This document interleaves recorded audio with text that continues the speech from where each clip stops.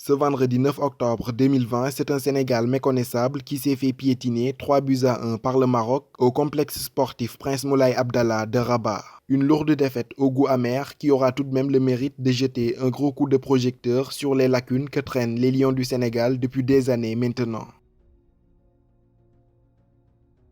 Avec les forfaits d'éléments importants comme Edouard Mendy de Chelsea, Kalidou Koulibaly de Naples et Sadio Mané de Liverpool, Aliou Cissé a aligné un 11 quasi bis face au Maroc avec 3 joueurs qui entraînaient leur toute première sélection chez les Lions du Sénégal. Dans le 4-3-3 concocté par Aliou Cissé, on retrouvait Bingourou Kamara titulaire en l'absence d'Edouard Mendy blessé. Dans l'axe, la paire inédite Salif Sané Ousseynou Ba était alignée. À droite, on retrouvait Youssouf Sabaly des Girondins de Bordeaux, tandis qu'à gauche, Saliou Ciss était préféré à Racine Colly. Au milieu de terrain, on retrouvait le trio Kouyaté, Gana Gueye, Krépin Diatta. En attaque, Famara Diédhiou titularisé en pointe était épaulé par Ismaïla Sarr et Mamba Bathiam de Fenerbahçe. En première période, c'était un Sénégal inoffensif qui laissait les Marocains engranger de la confiance au fil des minutes. Plus tranchant dans les phases offensives, les Marocains prennent l'avantage dès la 10e minute grâce à Selim Amala, idéalement servi en retrait par Achraf Hakimi. Dans la foulée, la frappe surpuissante de Romain Saïss touche la barre transversale de Bingourou Kamara.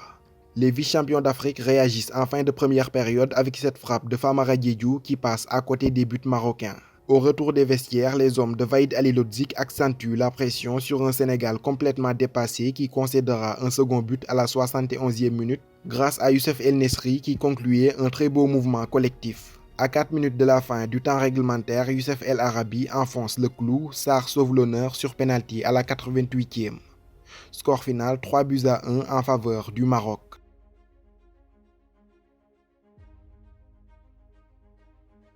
Le principal enseignement qu'on peut tirer de cette lourde défaite en terre marocaine, c'est que le Sénégal traîne toujours les mêmes lacunes, toujours les mêmes difficultés à jouer dans la verticalité et d'enchaîner les passes dans la zone adverse. Dans ce match, la connexion entre le milieu de terrain et l'attaque fut tout simplement inexistante. Conséquence, le trio d'attaque Ismaïla Sarr, Mamba Bathiam et Famara Diédhiou a eu peu de ballons à se mettre sous la dent. Lors des 45 premières minutes, le Sénégal n'a tiré qu'à 2 reprises au but, dont un seul tir cadré. Krépin Diatta, placé en numéro 10, était souvent obligé d'aller chercher les ballons dans sa moitié de terrain. Quand on est meneur, celui qui est censé faire le lien entre les lignes médianes et offensives et qu'on joue aussi bas, il est très difficile de se montrer dangereux. Et cela s'est considérablement répercuté sur le rendement offensif des attaquants alignés. Krépin Diatta a tout de même livré un match correct, à mon humble avis, et fut l'une des rares satisfactions d'un Sénégal complètement à la dérive. À l'image de l'Algérie à la CAN 2019, les Marocains se sont montrés très agressifs en multipliant les fautes à chaque fois que les Sénégalais étaient en phase de contre. La passivité de l'arbitre malien face à ces nombreuses fautes commises, combinée à l'absence de réaction des Sénégalais face à l'impact physique, aura facilité les choses aux Marocains. Avec la même stratégie qu'avait déployé Belmadi à la CAN 2019, Vahid Halilhodžić est venu tactiquement à bout du Sénégal grâce à un jeu agressif. Étouffé et bousculé, le Sénégal n'a pas beaucoup existé et son jeu plus que brouillon a inquiété un bon nombre d'observateurs. Sur le fond de jeu, aucun progrès notoire n'est à signaler, toujours ces mêmes difficultés à sortir proprement le ballon, toujours ces mêmes difficultés à enchaîner les passes dans le dernier tiers adverse et à mener de bout en bout les attaques placées.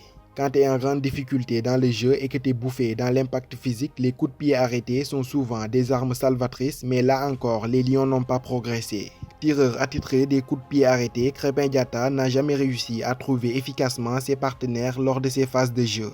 La prestation de Saliou Ciss sur le flanc gauche de la défense montre que ce poste est toujours un casse-tête pour le Sénégal. L'apport offensif du joueur de l'AS Nancy Lorraine a été moindre et en début de match, il a été en grande difficulté face aux montées d'Achraf Hakimi, qui s'était tout simplement baladé sur son flanc gauche.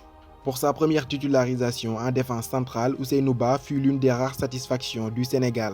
Propre au marquage, sobre, lucide et précis dans ses transmissions, il a rendu une belle copie malgré le naufrage défensif du Sénégal. Quant à Bingourou Kamara, il a connu des débuts cauchemardesques mais difficile de lui reprocher quoi que ce soit sur les 3 buts marocains. Abandonné par une défense aux abonnés absents, il n'a pu qu'être un simple spectateur de cette déroute. Il aura toutefois l'occasion de se montrer face à la Mauritanie. Au milieu de terrain, Idrissa Gana Gueye n'a pas tout à fait été mauvais, mais n'a pas assumé son rôle de leader qui lui a été assigné. En effet, au bord de la crise de nerfs en première période, il a eu beaucoup de mal à cacher son agacement et à garder la tête froide comme le font les bons capitaines. Toutefois, il faut relativiser sur cette lourde défaite car Aliou Cissé était privé de la quasi-totalité de ses joueurs cadres, à l'image de Sadio Mané, Kalidou Koulibaly et Edouard Mendy. Le 11 qu'il a aligné face au Maroc compte beaucoup de nouveaux et des joueurs qui n'ont jamais joué ensemble. Dans ces conditions, difficile de jouer un football léché. Trouver la bonne formule pour intégrer les nouveaux nécessite de la patience et il faudra encore du temps pour que la mayonnaise prenne.